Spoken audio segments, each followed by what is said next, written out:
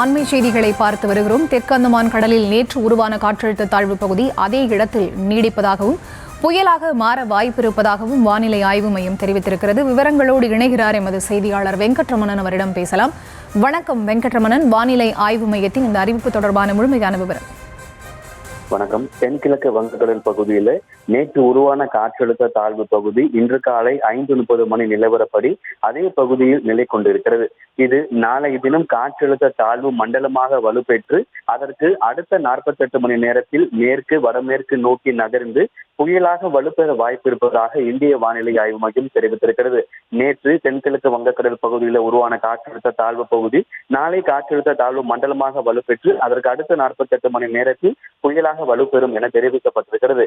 நடப்பு ஆண்டுக்கான வடகிழக்கு பருவமழை கடந்த மாதம் 16ஆம் தேதி தொடங்கியதற்கு பிறகாக மோந்தா புயல் வடகிழக்கு பருவமழை தொடங்கியதற்கு பிறகாக கடந்த மாதம் 2 வாரங்களுக்கு முன்னதாக மோந்தா புயல் என்பது உருவானது. வங்கக்கடலில் உருவான இந்த மோந்தா புயலானது ஒடிசா அருகே கரையை கடந்ததால தமிழகத்துல அந்த புயலால பெரிதான பாதிப்பு இல்லை. இந்த நிலையில தான் நேற்று உருவான காற்றழுத்த தாழ்வு பகுதி நாளை தினம் காற்றழுத்த தாழ்வு மண்டலமாக வலுப்பெற்று அதற்கு அடுத்த 48 மணி நேரத்தில் புயலாக மாறும் என கூறப்பட்டிருக்கிறது. இந்த புயலுக்கு எந்த திசை நோக்கி கரையை கிடக்கும், தமிழகம் வடகடலோர மாவட்டங்களை ஒட்டி கரையை கிடக்குமா அல்லது ஆந்திரா ஒடிசா அருகே கரையை கிடக்குமா அப்படிங்கிறத அதனுடைய புயல் உருவானதுக்கு பிறகாக அதனுடைய நகர்வு திசையை பொறுத்து கணிக்கப்படும் என கூறப்பட்டிருக்கிறது. அப்படி புயல் உருவாகக்கூடிய பட்சத்துல நாளைய தினம் காற்றழுத்த தாழ்வு மண்டலமாக வலுப்பெறக்கூடிய அந்த நேரத்திலே தமிழகத்தில் ஒரு சில மாவட்டங்கள்ல மிக கனமழைக்கான எச்சரிக்கையும் வடகடலோரம் ஒட்டி இருக்கக்கூடிய மாவட்டங்கள்ல அதிக கனமழைக்கான எச்சரிக்கை விடுக்கப்படுவதற்கான வாய்ப்புகள் இருக்கிறது. வடகிழக்கு பருவமழை தொடங்கியதற்கு பிறகாக இரண்டாவது புயல் உருவாகும் என இந்திய வானிலை ஆய்வு மையம் தெரிவித்திருக்கிறது.